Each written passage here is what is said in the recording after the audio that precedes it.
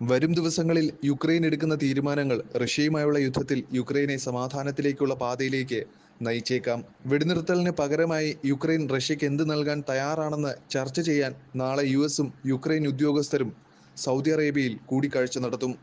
ഈ കൂടിക്കാഴ്ച നീതിയുക്തമായ സമാധാനമാകുമോ എന്നാണ് ലോകം ഉറ്റുനോക്കുന്നത്. അമേരിക്കയുടെ ആവശ്യങ്ങൾ അംഗീകരിക്കുകയല്ലാതെ യുക്രൈന് മറ്റു മാർഗങ്ങളൊന്നുമില്ല.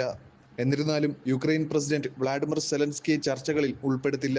ഈ ആഴ്ചകളിൽ സൗദി അറേബ്യയിൽ സെലൻസ്കി സന്ദർശന വേളയിലാണെങ്കിലും യുഎസുമായി ഒരു ധാതു കരാറിൽ ഒപ്പുവെക്കാൻ തയ്യാറാണെന്ന് അദ്ദേഹം നേരത്തെ പറഞ്ഞിട്ടുണ്ടെന്ന് നമുക്കറിയാം. യുഎസ് രഹസ്യാന്വേഷണ വിവരങ്ങൾ പങ്കിടുന്നതിനൊപ്പം യുഎസ് ആയുധങ്ങളുടെ കയറ്റുമതിയും ഈ കരാർ ഉറപ്പാക്കുമെന്ന് അദ്ദേഹം പ്രതീക്ഷിക്കുന്നു.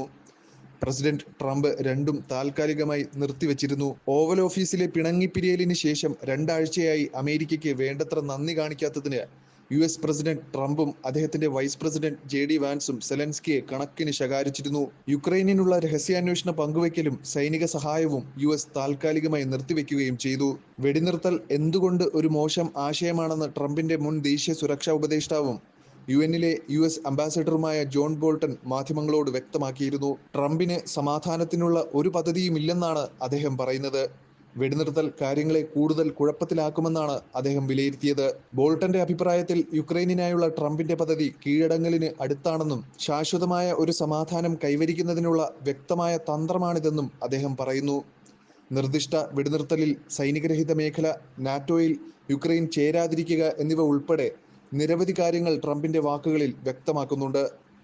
ട്രംപിന്റെ സമീപനം സത്യസന്ധമാണെന്നും ഇനി അങ്ങനെ അല്ലെന്നും വരാം. സമാധാനം കൊണ്ടുവരുന്നതിന് പകരം ട്രംപ് റഷ്യയ്ക്ക് ആക്രമണം നടത്താനുള്ള ധൈര്യം നൽകുമെന്ന സൂചനയാണ് ജോൺ ബോൾട്ടൺ നൽകുന്ന മുന്നറിയിപ്പ്. കൂടാതെ ട്രംപിന് സമാധാനത്തിനുള്ള ഒരു പദ്ധതിയുമില്ലെന്ന ബോൾട്ടന്റെ വാദം സംഘർഷം പരിഹരിക്കുന്നതിനുള്ള ഭരണകൂടത്തിന്റെ മൊത്തത്തിലുള്ള തന്ത്രത്തെക്കുറിച്ച് ചോദ്യങ്ങൾ ഉയർത്തുന്നു. വെടിനിർത്തൽ ഉണ്ടായതുകൊണ്ട് മാത്രം എല്ലാറ്റിനും പരിഹാരമുണ്ടായെന്ന് വരില്ല. സംഘർഷത്തിലേക്ക് നയിക്കുന്ന അടിസ്ഥാന പ്രശ്നങ്ങൾ പരിഹരിക്കാതെ വെടിനിർത്തൽ ആത്യന്തികമായി ഒരു പൊള്ളയായ വിജയമായി മാത്രം ഒതുങ്ങും. മുൻ ദേശീയ സുരക്ഷാ ഉപദേഷ്ടാവ് എന്ന നിലയിൽ ആഗോള രാഷ്ട്രീയത്തിന്റെ സങ്കീർണതകളെക്കുറിച്ച് ശ്രദ്ധാപൂർവമായ ആസൂത്രണത്തിന്റെയും തന്ത്രപരമായ ചിന്തയുടെയും ആവശ്യകതയെക്കുറിച്ചും ബോൾട്ടന് നേരിട്ട് അനുഭവമുണ്ട്. ട്രംപിന്റെ സമീപനത്തെക്കുറിച്ചുള്ള അദ്ദേഹത്തിന്റെ ആശങ്കകൾ നയതന്ത്രത്തിന് വേണ്ടിയുള്ള സമാധാനത്തിനുള്ള താല്പര്യത്തെക്കാൾ കൂടുതൽ മറ്റു പല കാര്യങ്ങളുമാണെന്ന് ബോൾട്ടൺ വ്യക്തമാക്കുന്നു.